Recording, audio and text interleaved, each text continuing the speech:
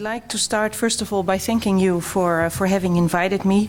While I will be addressing you mostly as the country, and in that sense I was introduced holding the EU presidency, I would not want to fail to mention, of course, that the Netherlands is the #1 investor in this country.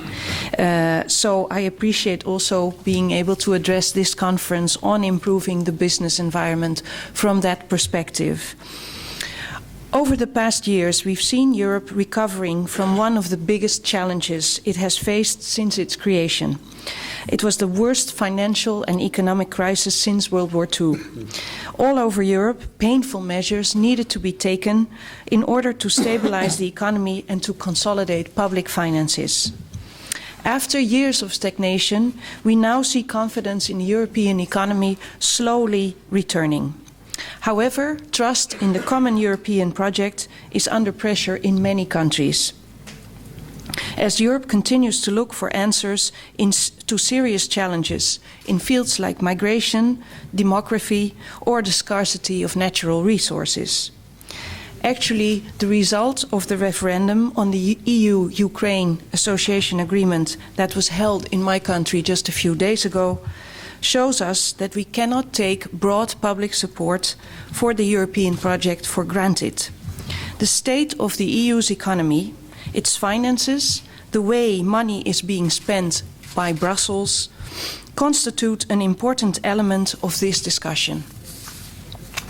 Now that the European economy is starting to pick up, the Council, the Commission, and the European Parliament have a shared responsibility to support this upward trend. But Member States too have an equal share of responsibility to realize this. Therefore, during the Dutch presidency of the European Council in the first half of this year, we are promoting a union focused on sustainable economic growth, on sound finances and a strong euro, as well as job creation through innovation. In order to reach this, we need to be globally competitive. It is for this reason that competitiveness and innovation are among the main priority themes of the Dutch presidency.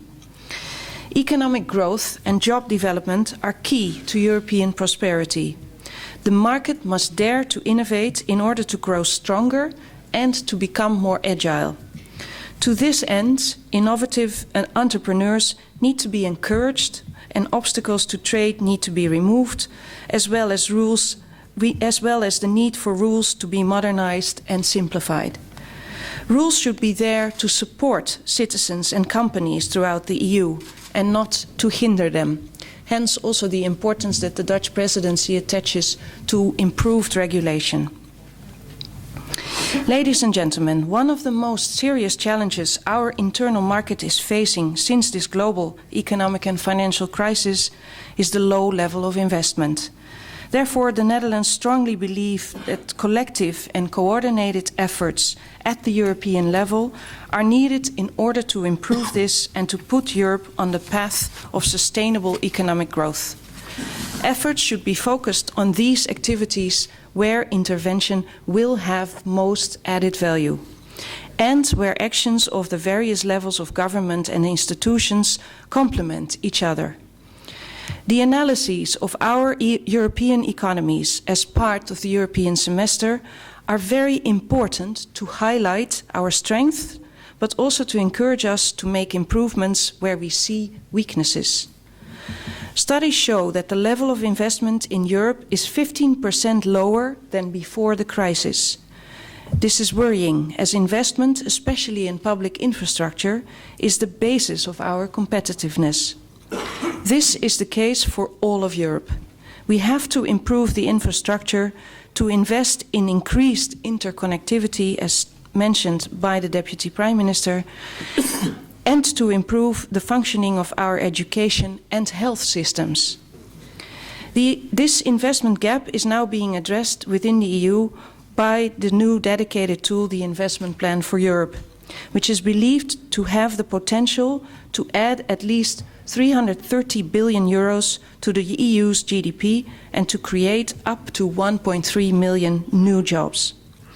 At the heart of this tool is the European Fund for Strategic Investments, which was set up within the European Investment Bank. Its goal is to trigger additional investments in the real economy, in areas that face more difficulty in attracting financing. This fund will also offer new opportunities to small and medium-sized enterprises and ambitious, innovative starters.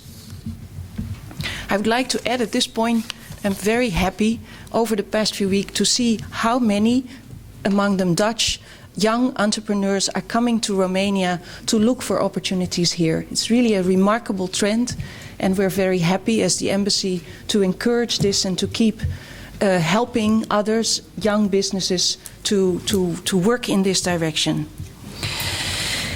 European citizens and companies are making good use of the assistance provided by the many programs at EU level. And I'm confident that in addition to the available EU funding under the new budgetary period, the investment plan for Europe will also be successful.